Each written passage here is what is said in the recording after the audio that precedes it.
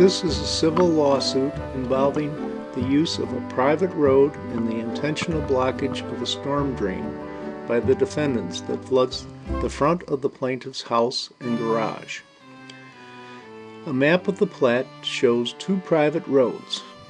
Blue Goose Avenue is a 66-foot wide roadway with houses on both sides of the road coming down a hill into the platted development. Mallard Street begins at the bottom of the hill and was dedicated as a 30-foot wide roadway because it only had residential units on the north side of the road. South of Mallard Street was farmland. At the time this plat was recorded in 1966, the developers owned both sides of Mallard Street and laid out both the road and the storm drain partially within the platted roadway and partially within the farmland to the south. They then sold lots to customers in Recreation Development Subdivision Number 1 based upon how they built the road and the storm drain. The map shows the storm drain colored in pink within the platted roadway on Blue Goose Avenue and partially outside the platted roadway on the farmland south of Mallard Street. A current map drawn up by the Netterveld surveyors with locations in Ann Arbor, Chicago, Columbus, Grand Rapids, Holland, and Indianapolis by their engineers shows the properties of the plaintiffs Hudson and Foster and the defendants Klusendorf and Benson on Mallard Street. This map shows a lot of lines, but it does not show any of the storm drains on Blue Goose Avenue or Mallard Street. Blue Goose Avenue has a storm drain that lays between the road and a hill to the east of the road. The storm drain follows the road down a hill from a public road to the junction of Blue Goose Avenue and Mallard Street. The drain then continues at the bottom of the hill down in front of Miss Hudson's property through a drain tile under her driveway and continues across the defendant's property to the end of Mallard Street that was designated as wetlands by the Michigan Department of Natural Resources. All of this stormwater feeds into a natural channel going into Lake Hutchins. When the defendants purchased their home in 2010, there was a storm drain in front of their house that they filled with dirt and intentionally provided no drain tile for the water to continue across their property. They then planted small trees in what used to be their storm drain and called it a quote, swale, end of quote. A swale was defined as a low place in land. The defendants had a drain tile going under their driveway and they placed large plastic bags in front of it, covering this plastic bag with large rocks to block the flow of water coming across their swale. This action diverted stormwater onto the physical roadway and thence across the road to the property of plaintiff Pat Foster. In an attempt to hide this blockage, they placed a planter in front of it. The water being diverted from the defendant's property to the property of the plaintiff, Pat Foster, damaged only a storage shed and garden, and they certainly needed to do better than that. They then placed a dam on their property where the storm water came out of Miss Hudson's drain tile under her driveway. This action backed up the storm water from Blue Goose Avenue going across the front of Miss Hudson's property in her storm drain. The water would then overflow from Miss Hudson's storm drain and go onto Mallard Street and across to Pat Foster's house where it came down to his front door, causing the sand under his slab to wash away and the interior tiles at the front of his door to fall apart. This was exactly what they wanted to happen. The Netterveld engineering report, authored by the professional engineer Brent D. DeRose, P.E., and reviewed by Bruce A. Weirs, both Michigan licensed engineers, came to the following conclusion. Quote, the improvements to the Klusendorf property, including the swale, fence, driveway, and landscaping, are located within the Klusendorf property boundaries and do not encroach on the Mallard Street right-of-way or Hudson property. The flooding that has reportedly occurred on the Foster property is the result of inadequate stormwater management and runoff from Blue Goose and the Hudson property. Based upon all the photographs and videos that the plaintiffs had of these acts, we would most certainly have argued against this report's conclusions. The defendants failed to serve the plaintiffs the conclusions from Mr. DeRosa's report prior to the hearing. The probability that this one page out of 76 pages was done in error is 5,776 to 1. Since the court and the defendant's attorney, Mr. Cudney, continually referred to it during the hearing, the possibility that it was done on purpose seems likely. There are 4 issues before you, the court of the people, to make a decision on. 1. Was the failure of the defendants to serve the plaintiff's conclusions of the engineer's report done intentionally? 2.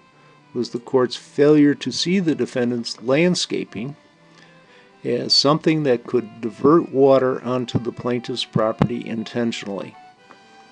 3. Was the Netterveld Corporation's failure to show drainage ditches and acknowledge defendant's landscaping as something that could damage the plaintiff's property intentional? 4. Was this a conspiracy to intimidate an election auditor? Thank you. As to the water issue, I've attached as Exhibit B a report by Brent DeRose. He's a professional engineer at Netterveld Engineering. I hired him to come out to the property, do a general survey of the property, a topographical survey, establish contour lines, and he then performed a computer analysis. What he did was he did a water drop analysis, and then he prepared a report. And in his report, he concludes, and his report is Exhibit B, he concludes that, and I'm going to read. Can you refer me to a particular page where this conclusion is?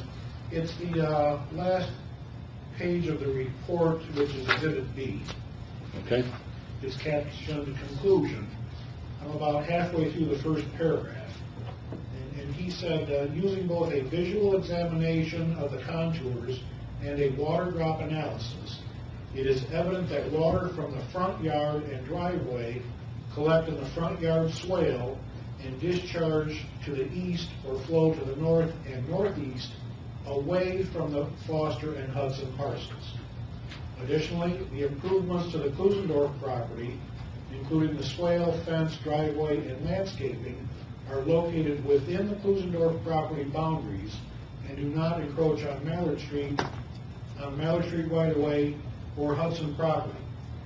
He then goes on, the flooding that has reportedly occurred on the Foster property is the result of inadequate stormwater management and runoff from Blue Goose and the Hudson property. Defendants brought this motion for summary disposition under MCR 2.116BC number 10, which is, except as to the amount of damages, there is no genuine issue as to any material fact. And the moving party is entitled to judgment or partial judgment as a matter of law. And under that,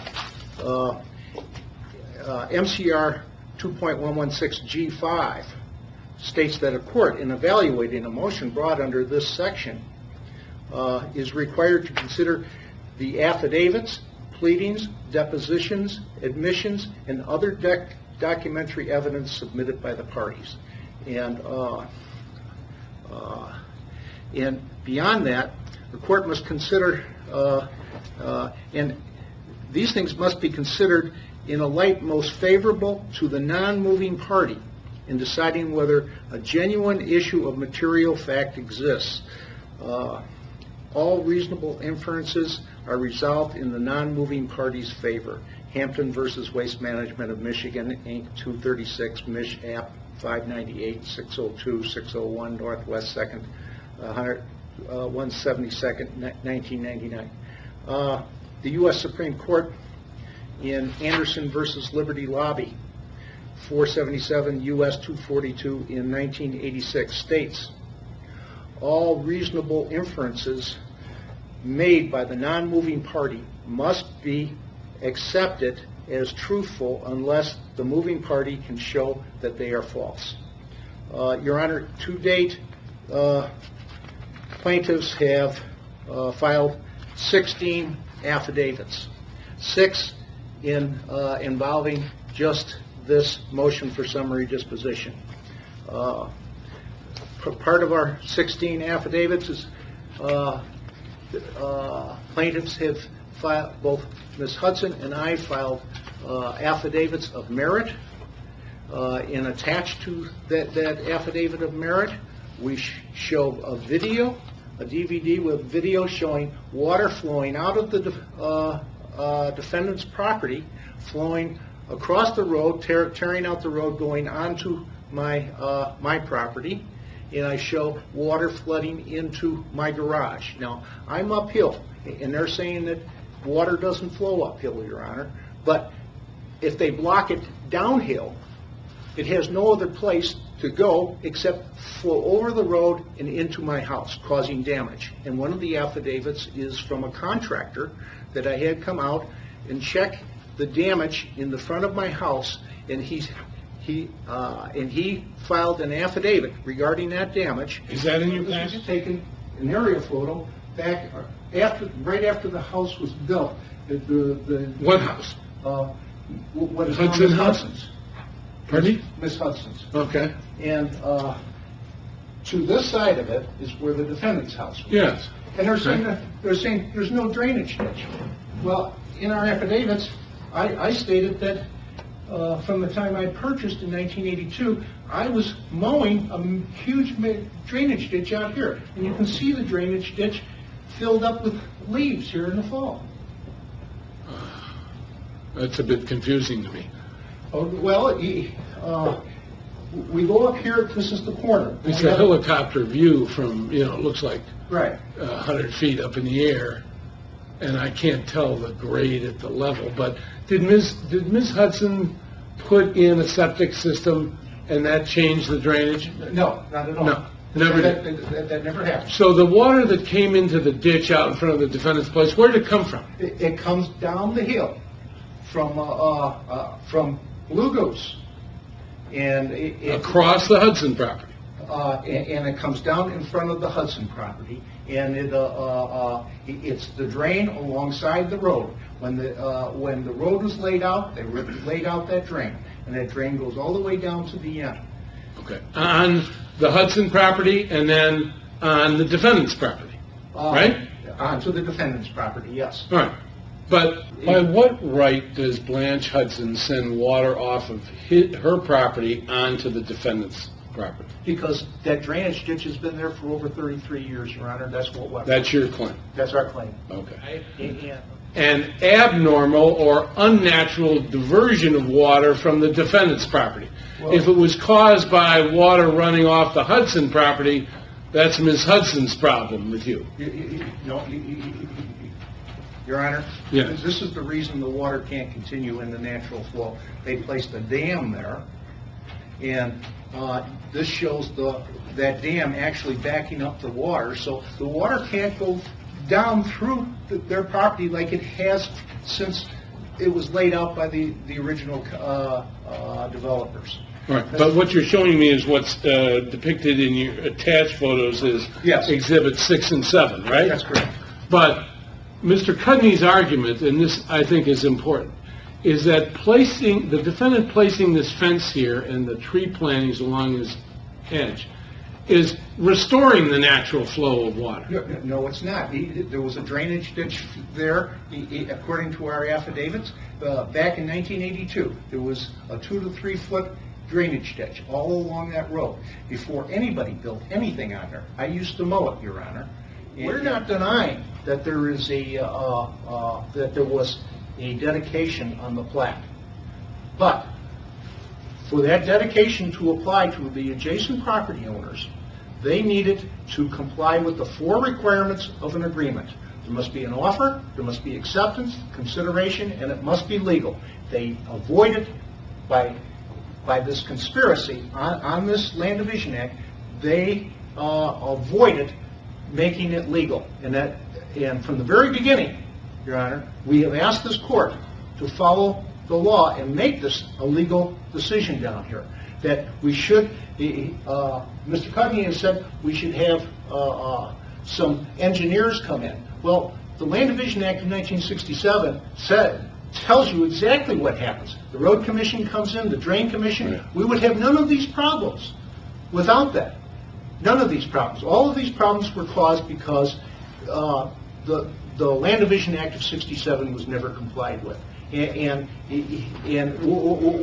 non-compliance with the Land Division Act, Mr. Foster, from my perspective, has not caused a single drop of water to go onto your property.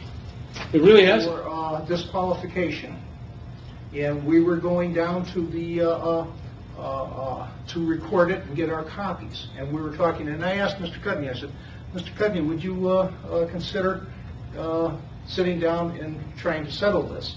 And he said, no way. He said, next Monday, he said, Judge Cronin's going to give me your $30,000. And he said, you can go ahead and you can appeal it, and the appellate court's going to deny it. And I said, well, hold it a minute. You know, I thought this was wild speculation on his part. And so I told him, I said, well, look,